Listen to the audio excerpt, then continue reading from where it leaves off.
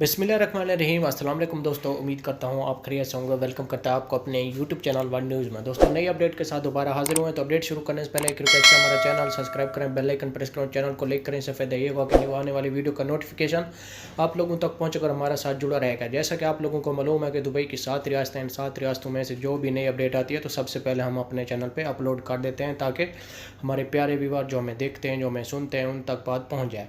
आज की अपडेट बहुत अहम है इंटरनेशनल फ़्लाइटों के लिहाज से। आप लोगों ने बहुत वीडियो सुनी भी होगी, ख़बरें भी सुनी होगी कि यूएई की फ़्लाइट्स बंद हो रही है 5 दिसंबर से। देखें, ये सब झूठ बोल रहे हैं।